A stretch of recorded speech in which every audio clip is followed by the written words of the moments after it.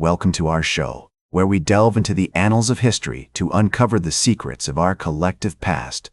Today, we find ourselves in the midst of one of the most pivotal battles of World War II, the Battle of Monte Cassino.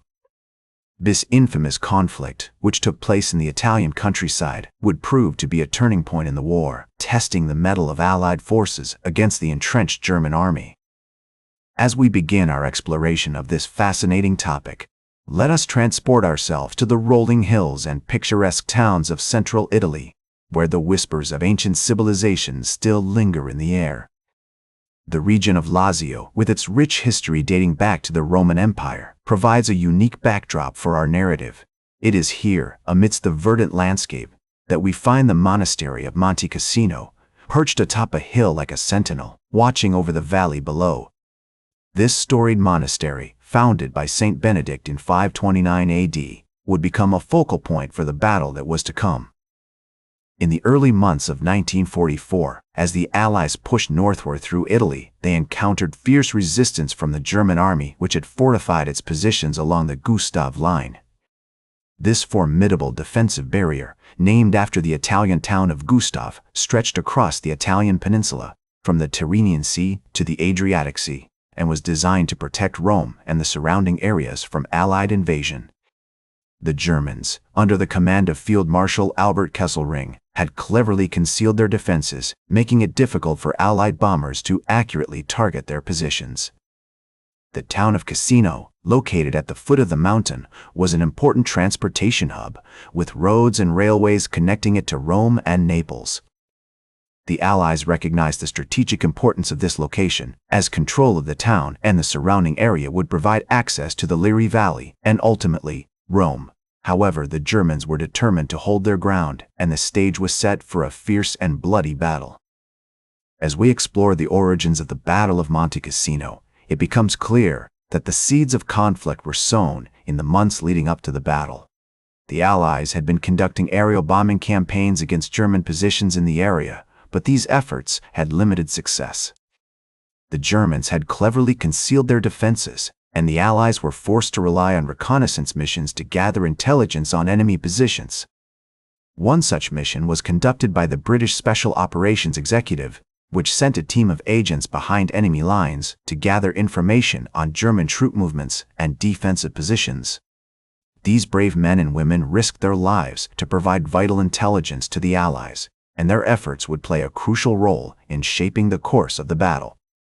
For example, Operation Sunrise, a clandestine operation conducted by the SOE in January 1944, aimed to gather intelligence on German troop movements and defensive positions in the Cassino area. The operation involved a team of agents who infiltrated enemy lines, gathering vital information on German troop strength, artillery positions, and communication networks. This intelligence would later prove invaluable to Allied commanders, allowing them to plan their assault on the German stronghold with greater precision. The die had been cast, and the fate of Italy hung in the balance. The Allies were poised to launch a massive assault on the German stronghold, but the outcome was far from certain. The Allied forces, comprising American, British, and Commonwealth troops, launched their assault on January 12, 1944, with a series of intense aerial bombing campaigns against German positions. The bombers, including B-117, Flying Fortresses, and B-24 Liberators, dropped thousands of tons of explosives on the German defenses, but the enemy lines held firm. The Germans had cleverly concealed their artillery and machine gun emplacements, making it difficult for Allied bombers to accurately target their positions. As the bombing campaign continued, the Allies launched a series of ground assaults against the German lines. The U.S. 36th Infantry Division, led by Major General Fred L. Walker, was tasked with capturing the town of Sant'Angelo, a key stronghold on the outskirts of Cassino. However, the Germans had heavily fortified their positions, and the Americans faced fierce resistance. Despite being outnumbered, the German defenders held their ground, inflicting heavy casualties on the Allied forces.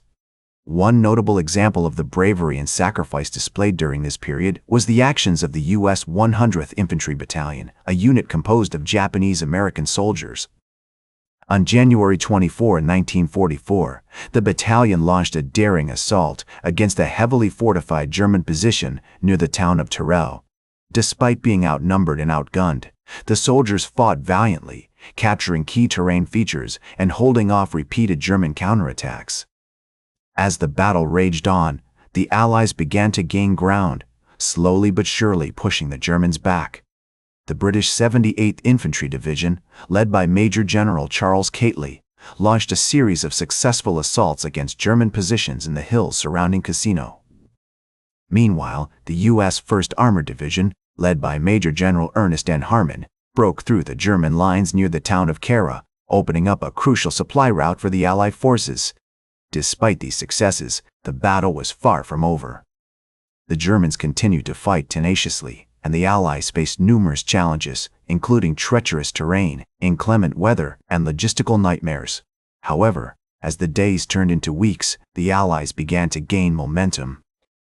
On May 11, 1944, the Polish II Corps, led by Lieutenant General Władysław Anders, launched a decisive assault against the German stronghold on Monte Cassino.